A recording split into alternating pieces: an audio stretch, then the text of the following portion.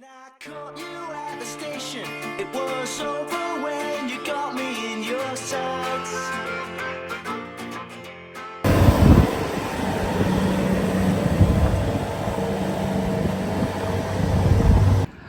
Good morning, children. How are you? We've got a leak. I won't lie, it's a pretty big leak. And we're going to have to do something about it. I don't know whether we're going to have to take the water for the house from somewhere else. Like, seriously, she's flowing. Let me show you. I mean, seriously, guys, she's flowing. She's flowing from several places. We have an issue. Okay, so leak aside, what you're going to see. So we have a little trip today from a fella called Richard. Now, Richard comes from Worldwide Sires. So we use Worldwide Sires semen to inseminate our cows. What else are you going to see in today's video? So you are going to see, surprise, surprise. You're going to see the sheep coming in, but obviously 3 or 4 days ago. When we get the shed ready, you know. I don't know if you've seen on Ollie's stories on Instagram, but we are being warned to stock up on our bread and hot cross buns as the farmers are holding back their milling wheat and not selling it. I repeat, not an April Fool's, funnily enough, even though it was said on April Fool's Day. Stock up your bread and get your freezers full. Sheep are coming in, so we now have a bull and no bull pen, which we will be building. So the calving cows and the bull are going to live in the handling pens just for now, literally just for a month. There's not many cows to actually calve. We seem to have hit a bit of a quiet spell, and there is only these two in here. You can't even see him, he's so dark, look at him. There's only these two in here, so we're just going to put them in the handling pens. Aren't we, Darlene? She's having twins, so she's on special treatment because she's just a babe, and she's Roy's favourite cow. She's the one that when we went to look around the cow, she followed him around the shed, like trying to piggyback him. So he thinks that that's hilarious. What he's actually made in reality is an absolute monster that tries to hijack people in a shed. So we're just going to move them over. We're going to muck the calving shed out completely. Sorry, look at me. I look like a teenager. I wish I looked like a teenager, but do you know what I mean? We're going to muck the calving shed out completely. Lime everywhere. We do this every year. Normally, we would go mad and pressure wash before lambing.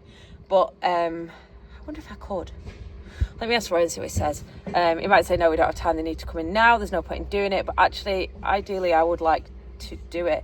Because we suffer very little with any joint ill or touch wood. I mean, it could be, you know, I could say that and then we explode with something this year. But yeah, we in the past we've suffered with very, very little joint ill or any kind of umbilical infections, that kind of thing. Probably due to the amount of lime we use, to be perfectly honest. And I always attributed it as well to washing the sheds out before lambing. I might be making a big mistake if I don't wash them out, but I don't know. In reality, I do not actually have time to wash them out. So yeah, I'm moving that out of the way because the tankers come in. They don't like things in the way. Me and Roy are just up in the village, spreading some muck. This is a little bit of ground that we rent off a local fella, and it will not have seen rough muck for years. Like, it's had slurry, there's a bit of litter there. It's had slurry, but not rough muck. So we've taken the sheep off it early. We've given it time to recover. We're treating it quite gently, aren't we, compared to maybe what it was treated in the last couple of years. Roy says you can see the difference already between that and that. He says it's darker green. I think it's here. Wave at John. He said, fuck off.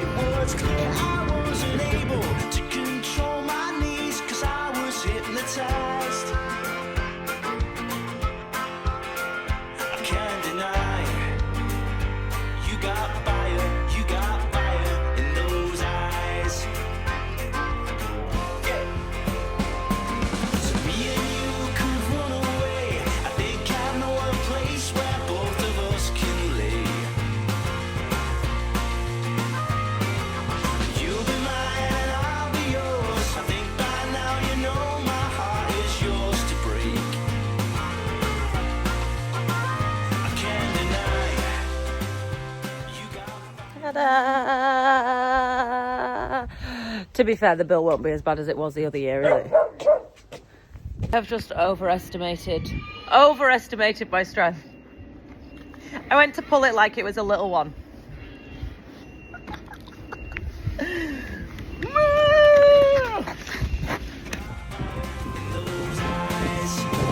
I've never seen such high quality soil.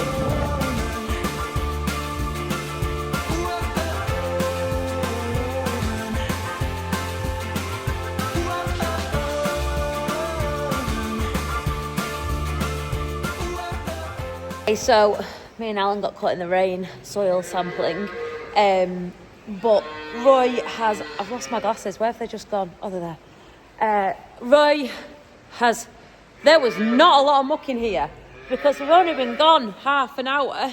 That was literally one load of muck, and then that's it. This is misery, honestly. I feel sorry for everyone who's lambing. Literally, me and Roy will get strawed. Burgers are in the oven. Burgers are in the oven. Extra full pallet of lime. We're not washing. We're liming. Don't hate me. Don't hate me. So what is Worldwide Sires? Worldwide Sires is a farmer-owned company, and we have used them since June to provide genetics, that's the semen, that will help improve our profitability going forward. They have a superior customer service, a wonderful local lass to me, who's a friend of mine, Lizzie. She incidentally also has Jersey cows. She comes and she scores the cows. Now, I did not know what this was up until we started using them. But basically, she comes and she looks at every cow and she identifies traits that would make her and what she could improve with certain genetics. So they are specific to our farm.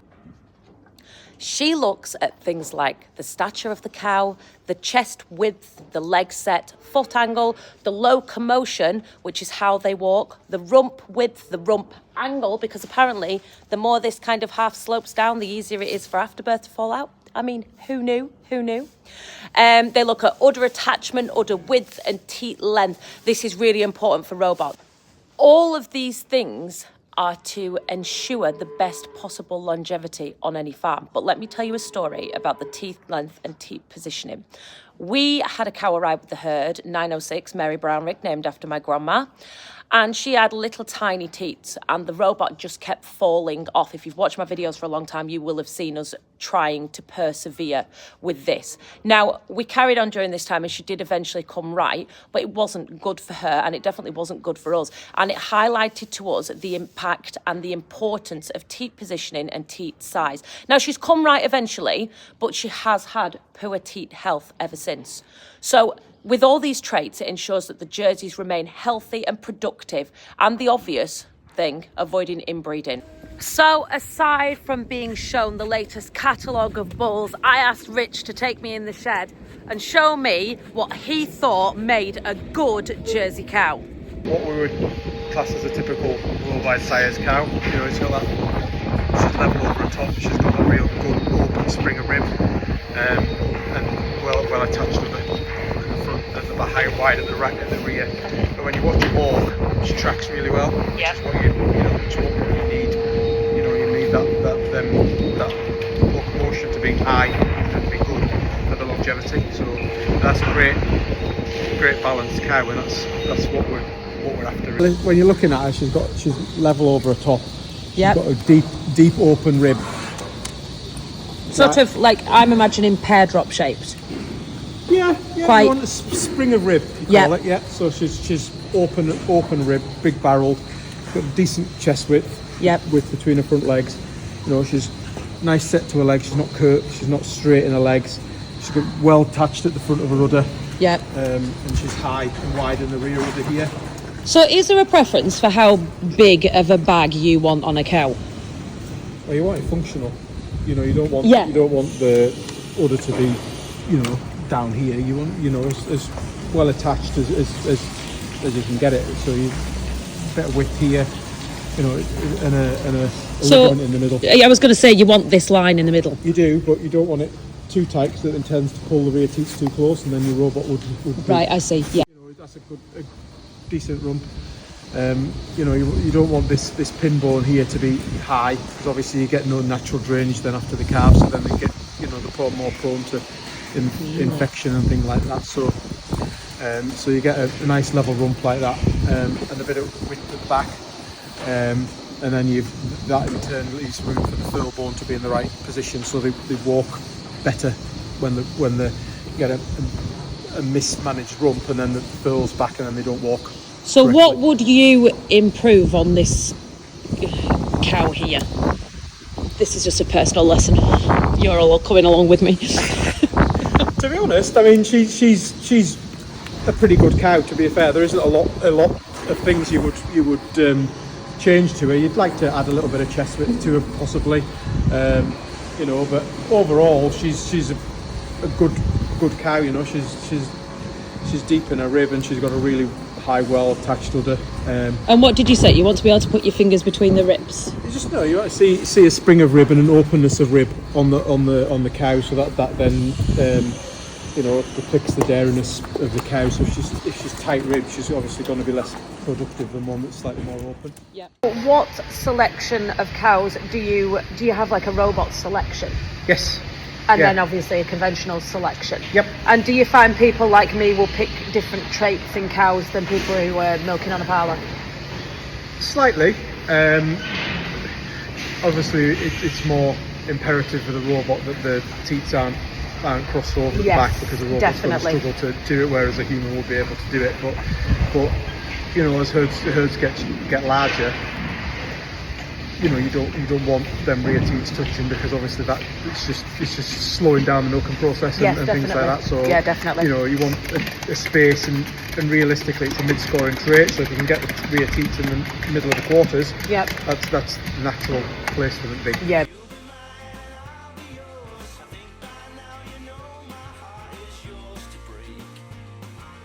Also ordered in. Calves are gonna. I've just weaned them today, and every time I speak, they do this. Makes a really crappy video. I'm sorry. I've also ordered in a pallet of disinfectant powder. Now, we had this conversation last year. It's more expensive than lime, but it doesn't burn bags. So when the lambs and the yows are in pens, I use disinfectant powder, not lime. So lime's for the main of the building, and then the pens get the powder.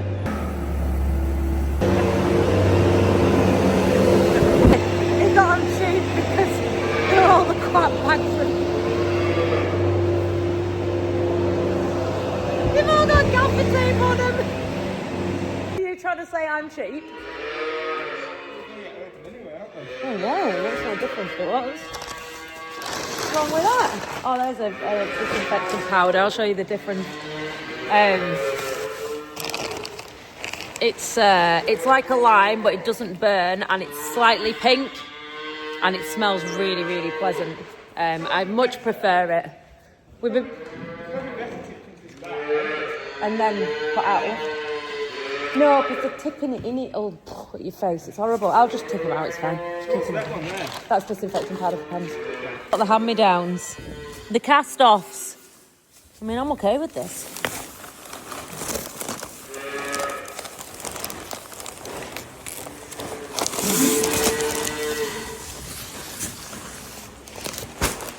Coming in tonight, they're coming in tomorrow. I actually thought they were going to come in tonight, though, but fair enough.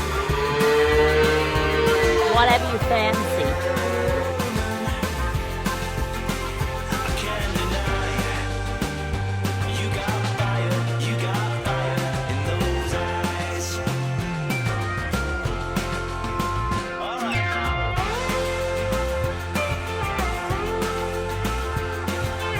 To pick shavings up. I'm gonna put you on the fence for your amusement, because we're travelling on 2 wheels. It's the new way forward.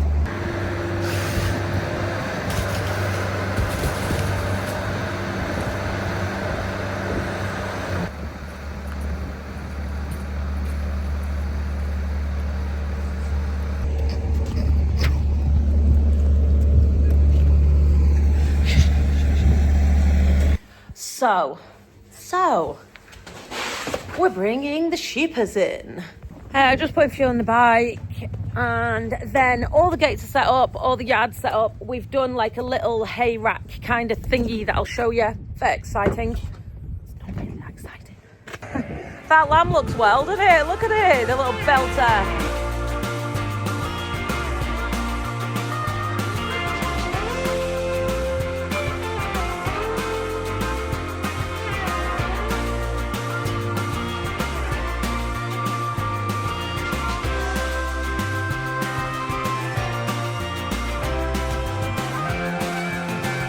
I tell you what, it's like deja vu this. I feel like they've literally just gone out. Crazy. We have an issue. I'm gonna say there's 2 or 3 of them. Got a bit of it's like conjunctivitis, stormy eye, silage eye, weather, whatever you want to call it. Did you see? Sorry, I didn't show it you. Basically they get like from what I can imagine is like a film over the top of it. You can get a little tube called Opticlocks. I haven't got any, so I'm gonna have to get some. Some people spray blue spray on it and give them a bit of Alamycin. Apparently that's incredibly painful, so not advisable, but it is just it's what the vast majority of people. She's one of the original clins that we got. Can you see how she's slightly cloudy on her eyes? So that carries on to the point of almost, I'm going to say, like complete blindness. Hello, darling. How are you? Are you okay?